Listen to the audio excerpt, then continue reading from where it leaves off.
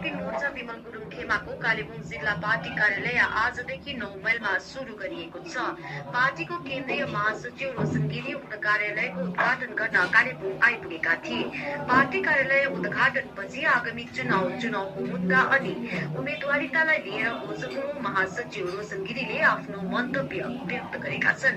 भाजपासित कदापि पनि मिल्ने पक्षमा आफूहरू नरहेको पनि उनले बताए। गोर्खा जनमुक्ति मोर्चा डिस्ट्रिक्ट कमिटी कालिम्पोङको अफिस आज यहाँ उद्घाटन हुनु थियो र त्यसको लागि म यहाँ आएको हो र त्यो बाहेक हाम्रो एउटा सेक्रेटरिएट लेभलको मिटिङ छ जसमा जीएस एजीएस र अर्गनाइजिङ सेक्रेटरीहरू बसेर एउटा मिटिङ छ गोर्खा जनमुक्ति मोर्चाको। त्यो पनि एउटा मुख्य तात्पर्य हो। उम्मेदवार लिएर हाम्रो कार्य युद्ध स्तरमा छ। 23 तारिक मार्चमा दार्जिलिङबाट अध्यक्ष श्रीमान विमल गुरुङज्यूले क्यान्डिडेटहरूको नाम घोषणा गर्नुहुनेछ र त्यो माथि कार्य चलिरह त अब हाम्रो धेरैवटा मुद्दाहरू छ है, तर पनि अब मुख्यतम पहाड तराई अनि डुवर्सलाई लिएर एउटा पर्मानेन्ट पोलिटिकल सल्युसन, जुन पर्मानेन्ट पोलिटिकल सल्युसन एउटा अब हामीले भन्नुमा अब गोर्खाल्यान्ड राज्य हो, युनियन टेरिटोरीको स्ट्याटस नभए अब एउटा 244A मा यो क्षेत्रलाई राखेर स्टेट विदिन स्टेटको प्रावधान होस् भन्ने हाम्रो चाहना छ। हामी ट्याक्कै मिल्दैनौँ। बिजेपीले जुन प्रकारले हामीलाई 2009 देखिको 2020 सम्म ढाँट्दै ल्यायो, छलकपट गर्दै ल्यायो, झुटको राजनीति गर्यो, त्यहाँदेखिको हामी बिजेपीसँग न्याक्कै भएर हामीले यो एउटा नयाँ स्ट्र्याटेजी बनाएर काम चालेको हौँ र बिजेपीसँग हामी मिलेर हामी कार्य गर्दैनौँ र जनतालाई पनि हामी आह्वान गर्छौँ कि बिजेपीले जुन प्रकारले हामीलाई झुटा बोलेर राजनीति गर्यो, एनआरसी लगाएर जुन प्रकारले गोर्खाहरूलाई हाम्रो किपटबाट लखेट्ने एउटा प्रयास हुँदैछ, त्यसको लागि जागरुक र सचेत होइदिउँ जनता। बिजेपीले 2009 देखिको 2020 सम्म हाम्रो सहयोगमा भोट जित्यो, 19 सम्म भोट जित्यो, तर बिजेपीले पर्मानेन्ट पोलिटिकल सल्युसनमाथि, गोर्खाल्यान्डको मुद्दामाथि 11 जात गोष्ठीलाई ट्राइबल स्ट्याटस दिनुको लागि केही कार्य गरेन। र हेर्नुहोस्, नरेन्द्र मोदीज्यूले 2016 मा उत्तराबाट, सिलगढीको उत्तरा र मादरी हाट, डुवर्सको मादरी हाटबाट बोल्नुभएको थियो। एक-एकवटा जात गोष्ठीको नाम उच्चारण गर्दै यो जात गोष्ठीहरूलाई अब हामी जनजातिको प्रक्रिया सुरुवात गर्छौँ भनेर, तर उहाँले झुटै खाली बोलेको जस्तो भयो नि त। यत्रो वर्षमा पनि भएन एउटा प्रधानमन्त्रीले बोलेको वचन। अमित शाहज्यूले 2019 को लोकसभा चुनावमा यहाँ बोलेको, हामी पछाडि जब उहाँ गृहमन्त्री भयो त्यति बेला भेट्दाखेरि उहाँले आसाम चुनावका बाद देखेंगे भनेको र हेर्नुहोस् उहाँहरुकोमा गोर्खाप्रति केही सोच विचार छैन। विस्तारवादी पार्टी हो बिजेपी। उनीहरूले आफ्नो पार्टीलाई विस्तार खाली गर्नु चाहन्छ र मेन स्ट्रिमको राजनीति गर्नु चाहन्छ। हाम्रो गोर्खाहरुको समस्यासँग उहाँहरु कुनै प्रकारको जिज्ञासा राख्दैन, चासो राख्दैन र जनतालाई पनि बिजेपीको भूल भुलैयामा नभुलिदिने हामी आह्वान गर्छौं। ल्याएर भित्राउने हामी नै हो, हाम्रो अध्यक्ष नै हो, तर आज बिजेपीले जुन प्रकारले कोल्टे नीति गरेर राजनीति गरेको छ त्यहाँदेखिको जनतालाई आह्वान होइदिने हामी आह्वान गर्छौं। हेर्नुहोस्, पर्मानेन्ट पोलिटिकल सल्युसन अहिलेको स्थितिमा 2019 मा सबैभन्दा बृहत, जब चाहिँ बिजेपी आसाम सरकार बिजेपीले रुल गर्दै थियो र केन्द्रमा बिजेपी हुँदाखेरि बोडोल्यान्ड टेरिटोरियल रिजन एउटा पावरफुल अटोनोमस स्ट्याटस त्यो पाएको हो भनेपछि बिजेपीले गोर्खाल्यान्ड राज्य दिँदैन, एकदमै स्पष्ट छ त्यो। बिजेपीले युनियन टेरिटोरी पनि बनाउँदैन र त्यसले गर्दाखेरि अहिले हामीले यही प्रकारको एउटा व्यवस्थामाथि एउटा जोड दिनुपर्ने। जब पहिला 2008 सालदेखिको ट्राइपार्टाइट मिटिङ भयो त्यति बेला केन्द्र सरकारलाई राज्य सरकारले चिठी लेखेको र त्यहाँदेखिको ट्राइपार्टाइट मिटिङ भयो। र आज पनि यहाँको स्टेक होल्डर्सहरू बसेर सबै बसेर आज अब एउटा हामीले पर्मानेन्ट पोलिटिकल सल्युसनको लागि हामीले केन्द्र सरकारलाई बङ्गाल सरकारलाई हामीले चाप सृष्टि गर्नुपर्ने आवश्यकता देखिँदैछ र बङ्गाल सरकारको मिस ममता ब्यानर्जीले उहाँले 15 डिसेम्बरमै जलपाइगुडीको प्राङ्गणबाट भनिसक्नु भएको छ कि पर्मानेन्ट पोलिटिकल सल्युसन कसैले गर्नु सक्छ भने म गर्नु सक्छु भनेर भनेको छ र हिजोको जुन टिएमसीको मेनिफेस्टो रिलिज भयो त्यो मेनिफेस्टोको फरवर्डमै मिस ममता ब्यानर्जीले लेख्नु भएको छ कि स्टेक होल्डर्स इलेक्टेड रिप्रेजेन्टेटिभ लोकल्सहरूलाई लिएर पर्मानेन्ट पोलिटिकल सल्युसनको लागि म पाइला चाल्छु भनेर उहाँले त्यो फरवर्डमै लेखेको छ भनेपछि हामी आश्वस्त र विश्वस्त भएर एकपल्ट हामीले हेरौँ सघाएर यत्रो दिन बिजेपीलाई सघाएर त केही त भएन र एकपल्ट सघाएर हेर्दा के हुन्छ हामीले कार्य गर्नुपर्ने हो हाम्रो मेनिफेस्टो पनि रिलिज हुन्छ पहाडको 3टा कन्स्टिट्युएन्सीको लागि हामी कार्य गर्नुको लागि हाम्रो मेनिफेस्टो पनि रिलिज हुन्छ हाम्रो मेनिफेस्टो बनिँदैछ र हामी एउटा इमानदारीपूर्वक हामी काम गर्छौँ हामीले गोर्खाल्यान्डको मुद्दा भुलेको छैनौँ गोर्खाल्यान्डको मुद्दालाई तिलाञ्जली दिएको छैनौँ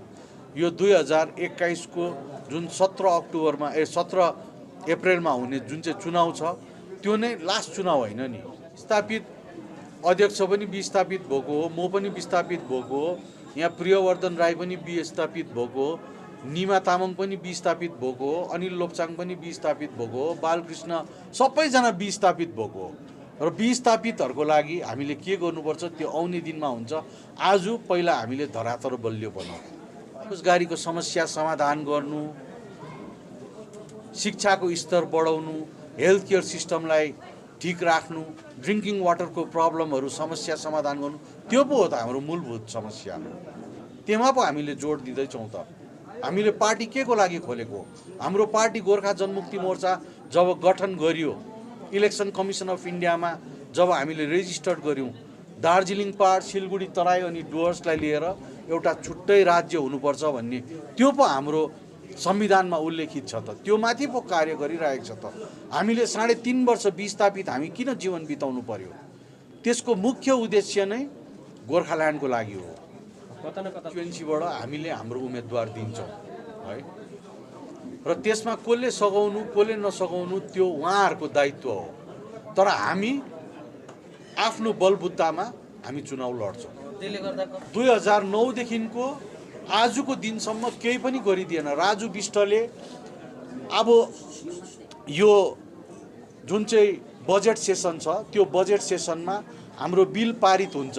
11 जात गोष्ठीको पर्मानेन्ट पोलिटिकल सल्युसनको लागि हामी काम गर्छु भन्दै थियो त्यो बिल पारित भयो आजसम्म बिजेपीले कहिलेदेखिको झुट बोलेको हो जनता सचेत हुनुपर्छ नि कमलको फुलको चिनोमा भोट दिने हामीले प्रक्रिया सिकायौँ तर जनतालाई हामी आह्वान गर्छौँ कमलको फुलको चिनोमा अब भोट दिनु हुँदैन ढाँटेको छ हामीलाई गोर्खा जातिलाई लन्डाको छ चिया बगानमा सिन्कोना बगानमा फरेस्ट बस्तीमा सिड फार्ममा डिआई फन्डल्यान्डमा बस्ने जमिनको पट्टा भएको मान्छेहरूको चाहिँ के कागजपत्र छ एनआरसी भयो भने चाहिँ हामीले भोलिको दिनमा हामीले के कागजपत्र देखाउनु हामी डिटेन्सन क्याम्पमा जानु त्यो स्थिति छ हाम्रो यहाँनिर र बिजेपीले आज एनआरसी लागू गर्छु भन्दैछ र आसाममा पनि देख्नुभयो 1 लाख जस्तो गोर्खाहरू आज डिटेन्सन क्याम्पमा जाने अवस्थामा छ र भोलिको दिनमा यहाँनिर जसको डकुमेन्ट ठिक प्रकारको छैन उनको स्थिति के हुन्छ होला बिजेपीले गर्नु के चाहँदैछ बिजेपीको दृष्टिकोण हामीप्रति कस्तो छ त्योसँग जनता वाकैफ हुने चाहिँ म आह्वान गर्छु हामी एउटा बिजेपीसँग न्याक्कै भएर हाम्रो पोलिटिकल स्ट्र्याटेजी मुताबिक हामी मिस ममता ब्यानर्जीलाई पहाडको 3टा सिट बाहिर अन्य आसनहरूमा सपोर्ट गर्ने निर्णय लियौँ यो एउटा पोलिटिकल स्ट्र्याटेजी हो 2024 मा जुन पार्टीले गोर्खाल्यान्डको मुद्दालाई सपोर्ट गर्छ त्यही पार्टीलाई सपोर्ट गर्ने त्यो एनाउन्समेन्ट भइसकेको छ अध्यक्षले कलकत्ताको मुटुबाट त्यो बङ्गालको मुटुबाट त्यो एनाउन्समेन्ट गरिसक्नु भएको छ हैन एकातिर हामीले हाम्रो जुन चाहिँ एम्स एन्ड अब्जेक्टिभ्स हाम्रो कन्स्टिट्युसनमै हामीले गोर्खाल्यान्डको मुद्दा समावेश गरेपछि हामी मुद्दा बेच्दैनौँ, हामी मुद्दा बेचेर हामी कम्प्रोमाइज गर्दैनौँ। जहिलेसम्म गोर्खा जनमुक्ति मोर्चा जीवित रहन्छ, हामी जीवित रहन्छौँ, हाम्रो अध्यक्ष जीवित रहन्छ, हामी गोर्खाल्यान्डको लागि तहिलेसम्म सङ्घर्ष गरि नै रहेको। मैले पनि दिने होइन, तृणमूलले पनि दिने होइन। पर्मानेन्ट पोलिटिकल सल्युसनमा तराई र डुवर्सको भूभागहरू लगाएर हामीले एउटा एकदमै स्ट्रङ्गेस्ट फर्म अफ अटोनोमी के पाउन सक्छ बोडोल्यान्ड टेरिटोरियल रिजनको त्यो तुलनामा त्योपट्टि हामीले ध्यान दिँदैछौँ। भारत सरकारले हामीसँग चाहिँ कसरी कोल्टे नीति गर्नु सक्छ, हामी त्यति बेला आह्वान गर्छौँ, च्यालेन्ज गर्छौँ। हामी त्यो प्रकारको प्रक्रियामा लागि परेको छौँ। चुनाव मोर्चाले दिनेछ best of the best candidate है। गोर्खा जनमुक्ति मोर्चा एउटा डेमोक्रेटिक नर्म्समा विश्वास गर्ने पार्टी हो। हामीले प्रत्येक सब डिभिजनलाई डिस्ट्रिक्ट कमिटीहरूलाई प्यानल बनाएर पठाउनु भनेको छ। त्यहाँबाट आएको नाममाथि केन्द्र समितिले हाम्रो अध्यक्षले अन्तिम मोहर लगाउनेछ। हाम्रो गोर्खा जनमुक्ति मोर्चा जिल्ला समितिको पार्टी कार्यालयको विशेष आज उद्घाटन समारोह थियो र 2017 को आन्दोलनको बादमा जुन प्रकारले हामी विस्थापित भयौँ र तत्पश्चात हाम्रो एउटा स्थानीय एउटा कार्यालय नभएको कारणले गर्दाखेरि आज धेरै समय अन्तराल बादमा हामीले एउटा कार्यालय उद्घाटन गर्ने एउटा जमर्को लिएर आजको यस समारोहमा विशेष गरी मुख्य अतिथिको रूपमा हाम्रो पार्टीको महासचिव श्रीमान रोशन गिरीज्यू आउनु भएको थियो र उहाँकै करकमलद्वारा यो आजको उद्घाटन कार्यक्रम सम्पन्न भयो र आजको यस उद्घाटन कार्यक्रम समारोहमा अरू विशिष्ट अतिथिहरूमा जस्तै हाम्रै यस जिल्ला समितिको अध्यक्ष श्रीमान डाक्टर आरबी भुजेल र वरिष्ठ नेतृत्ववृन्दमा रिटायर कर्नल रमेश आलेज्यू, हाम्रो निमा तामाङज्यू, हाम्रो दवा लेप्चाज्यू, त्यसरी नै विजय सुन्दास, सामेल गुरुङ, नन्ता गौतम जो नारी मोर्चाको प्रेसिडेन्ट हुनुहुन्छ, त्यसै गरी दार्जिलिङबाट शरण देवानज्यू, त्यहाँबाट मिरिकबाट विनोद खालिङ र अन्य जसको म सबैजनाको नाम त उच्चारण गर्न म आफै असमर्थ छु, तर आज भव्य रूपमा हाम्रो यस आज कार्यालयको उद्घाटन भएको हामी सूचना गर्दछु। विशेष जुन प्रकारले 2021 को विधानसभा चुनाव मुखैमा आइसक्यो र त्यसको निम्ति पनि अब यो कार्य खोल्नु एकदमै अनिवार्य थियो र भविष्यमा गएर कुनै पनि पुलिस प्रशासन एवं जनता जनार्दनले हामी कहाँ सम्पर्क गर्न चाहे हाम्रो यस कार्यालय जो चाहिँ नोभेल्टी हलको जुन चाहिँ पार्किङ लट छ, नोभेल्टी सिनेमा हलदेखि अलिकति अगाडिपट्टि त्यहाँ हाम्रो अफिस स्थापित छ र त्यहाँ हामी बोर्ड पनि लगाएको छौँ, हाम्रो पार्टीको झन्डा पनि लगाएको छ र त्यहाँ तपाईहरु स्वयं आएर या त सम्पर्क गरेर तपाईहरुले जोगाजोग राख्दाखेरि पनि हुन्छ र सम्पूर्ण यो चुनाव जुन चाहिँ विधानसभाको चुनावको फंक्सन चाहिँ हामी यस कार्यालयद्वारा नै हामी गर्ने अठोट गरेको छौँ।